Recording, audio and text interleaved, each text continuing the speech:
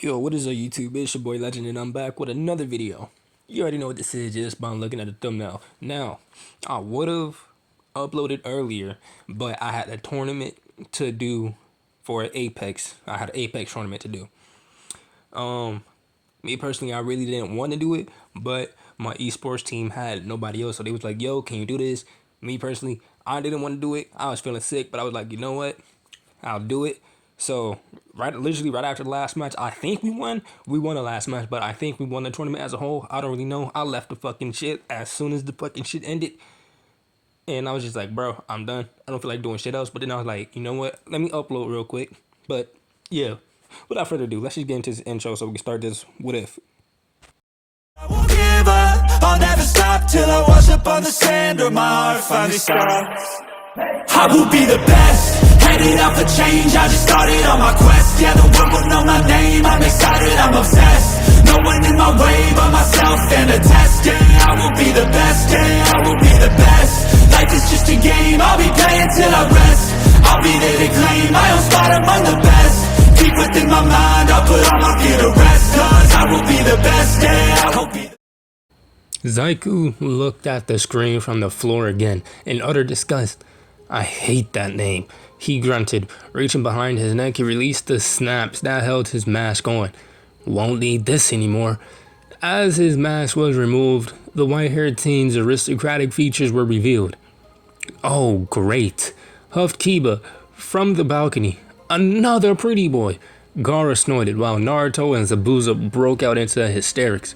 Oi, yells Ziku. What's funny? His three companions lazily waved off his question. Looking back down, he eyed his opponent. Medium height, no weapons, single leg holster, and he doesn't look to be very fast. Then he noticed Joichi's bandaged leg. Can you fight with that leg? You should be more worried about yourself, replied the brunette as he flexed his fingers and crouched. Roga Senmetsu versus Asuka Joichi Hajime. Joichi moved his left hand slightly, and a gust of wind grazed Ziku's cheek.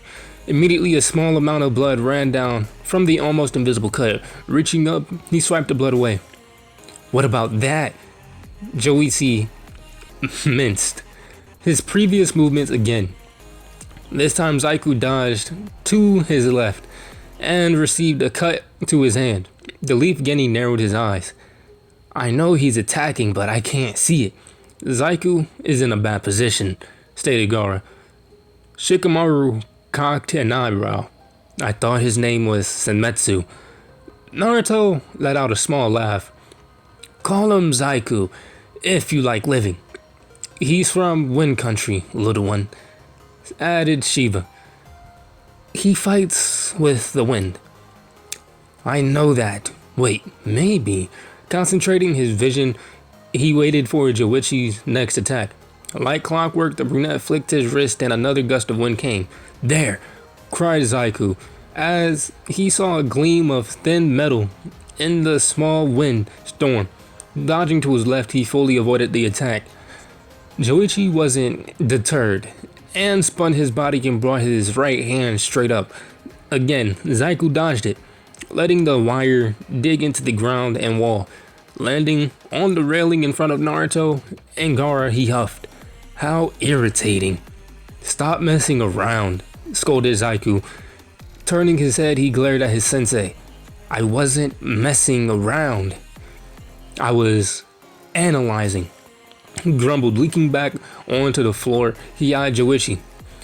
You seem to have problems defending against multiple targets. Jumping into the air, he began sealing.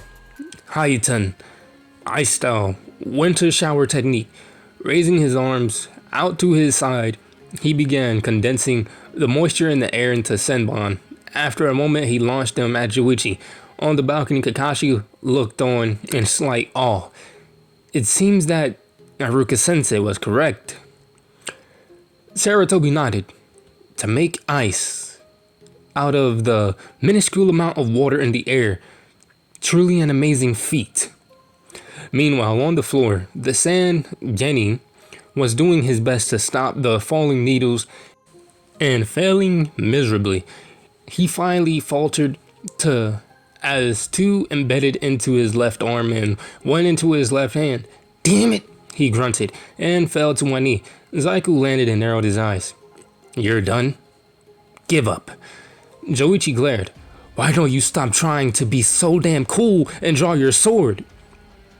"Because I don't need to," replied the white-haired teen. What? Stammered Sakura from above. "Why won't he use his sword?" Naruto shrugged. "It's his old little quirk. He won't pull that sword unless it's a mortal conflict." "Quirk or not," added Gaara, "to this day, it's held true. If Ziku draws his sword on you, be prepared to fight for your life." "You're underestimating me," cried Joichi as he lashed out with his good hand, causing a small windstorm. "If you don't fight to kill me, then I'll kill you." Ziku dodged the enraged attacks with ease and landed a good distance away. "Gomen," he replied. "From here, I will fight you seriously." Forming a ram seal, his eyes began to glow. "Please be prepared."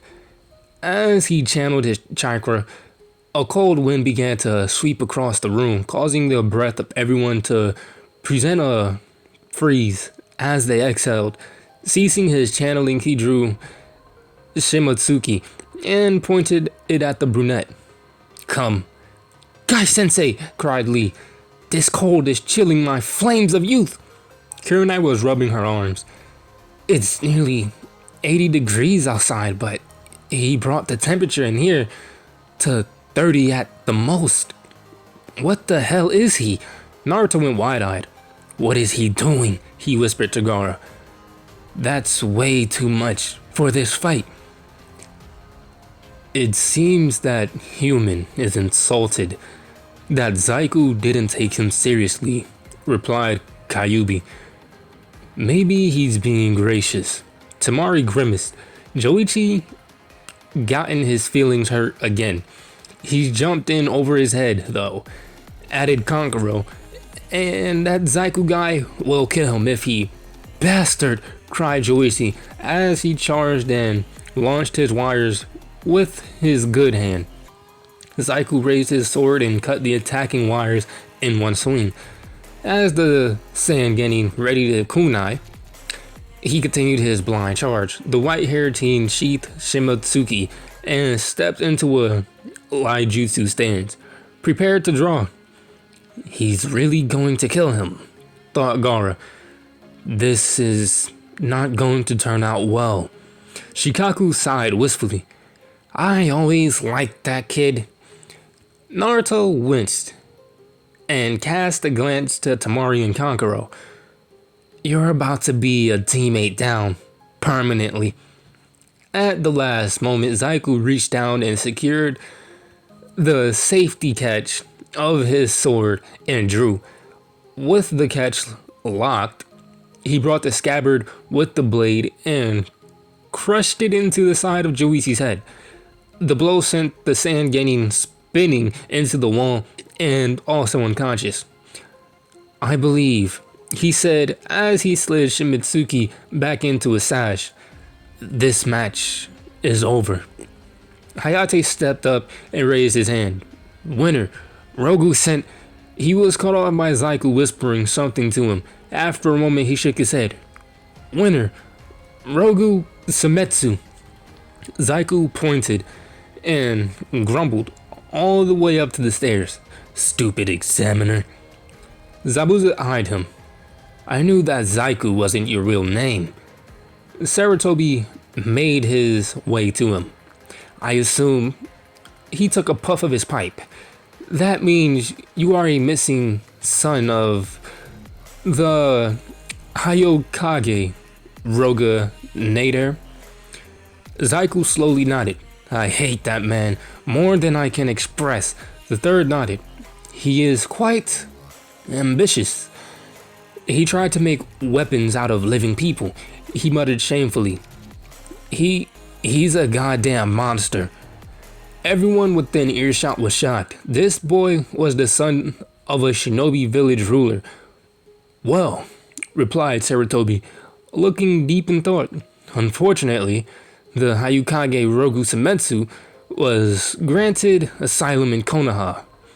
Kakashi cocked an eyebrow. Hokage-sama.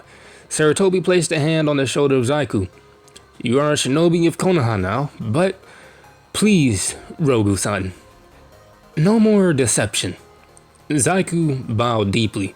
A small request, Hokage-sama. The third nodded for him to continue. Ziku is the only name I've known. The Sand Dame smiled and nodded in agreement. Hi, Ziku-san. Well, that went better than expected, sighed the team. Hokage-sama is very generous, replied Kakashi. In truth, we've been waiting on an attack from Snow Country since Roga became the leader there. Then he eyed Ziku. Keeping you here is more than just being nice. You have information that no one else has about Nader. Sakura walked up to Ziku and stared at the gash on his face. What? He questioned nervously. Reaching down into her pouch, she pulled out some small bandages. That's pretty deep. Reaching up, she covered the cut with it. There, you should put some antiseptic on it as well to stop infection. Sakura-heim is as kind as ever, cooed Shiva. Thanks, he stammered. As his face heated up, looking over, he saw Gaara and Zabuza with a raised eyebrow, and Naruto was rolling on the ground. I'm going to kill all three of you, he mumbled. Collecting himself, Naruto pointed to the board. The next match is about to show. After a moment, the board revealed the next fighters. Hyuga Hinata versus Rayu. Naruto, Ziku, and Gaara were floored by the next words uttered from Hyuga Neji. Do your best, Hinata-sama. Hinata smiled nervously. I will, Neji-ni-san. Gaara and Naruto eyed each other. Your sister? Questioned Gaara, trying to prod Neji. No, she is the daughter of my father's brother, he replied. She is a main house member, and I am a branch house member. His father is alive. Naruto took the bait. That doesn't piss you off? Neji shrugged. Sometimes it annoys me, but I know that it is my duty to protect Hinata-sama. Then he narrowed his eyes. Why do you care so much? Both boys only shrugged. On the floor, Rayu was doing his best. Sasuke, exquisite glare. Do your best, Rayu-san, said Hinata, as she went into her Jayuken stance. Hinata Hyuga versus Rayu. Hajime.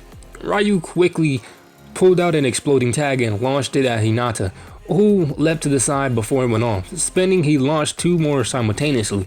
The first was too far away, but the second was too close to avoid. Throwing her hands up, she attempted to block as the tag went off. Exploding tags? Questioned Gaara. He's making up for the lack of accuracy. Kakashi shrugged. As you can see, it's pretty effective. On the floor, Hinata was recovering from the explosion as Rayu launched 3 tagged kunais. You lose, Hinata. As the knives neared their intended target, Hinata reactivated her bloodline limit. With the speed that comes from years of training and the Jayuken stance and the inhumane sight granted by the Byakugan, she deftly grabbed each kunai from the air and redirected them back to Rayu. The boy had no time to dodge and was blasted backwards. Wow, muttered Naruto. She's pretty fast. Neji smirked. She is not as strong as in the Jayuken style as Odu-san, Hayashi-sama, or myself, but she is faster than all 3 of us combined. On the floor, Rayu was staggering to his feet. I'll show her, he mumbled. Pulling out his remaining 6 exploding tags, he secured them to a kunai. While the smoke was still Blurring the sight of the Byakugan, he launched the dagger. 6 tags? Cried Kiba. Is he insane? That will kill her. As the kunai neared its target, Gar was sending his sand through the cracks in the floor. Then he felt an arm on his shoulder. Wait, was all that Naruto said. Reluctantly complying, he waited. Turning her head, the Hyuga Aries spotted the kunai before all the dust from the previous explosion cleared. Another rocked the entire tower. Gaara's eyes were flashing from green to yellow. I'll kill him, he hissed. As the dust finally settled in, revealed Hinata standing in a small crater with the tile around her blown away. She smiled and vanished, reappearing in front of Rayu and slammed a palm into his gut. The boy doubled over and fell to the ground unconscious. Sasuke eyed the situation. How the hell did she stop that explosion? Neji was visibly swelling with pride. Kaiten, he replied. She'd only learned it a month ago. Apparently she already began to master it. Winner, Hyuga Hinata. Ziku leaned over to Gar. She's a lot stronger. The redhead only nodded, then looked at the board. Secrets out, Akka, said Gaara, pointing to the board. Uzumaki Naruto versus Inuzaka Kiba. Naruto looked up and grinned. Well. Reaching up, he unclasped his mask and let it drop to the ground, revealing his whisker-like birthmarks and elongated canines. He had long since lost his baby fat, leaving a lean and more defined face, framed by his shoulder's length, messy blonde hair. Well, wish me luck. He jabbed and left over the railing. Sasuke, Sakura, and Kakashi were stunned. That's Naruto? Gasped the pink-haired Kunoichi. Then she remembered the red masked Genin that stopped the giant snake. That was Naruto? She questioned herself. Sarutobi smiled. Good to see you've returned from your leave of absence, Naruto-kun. The blonde smiled and waved.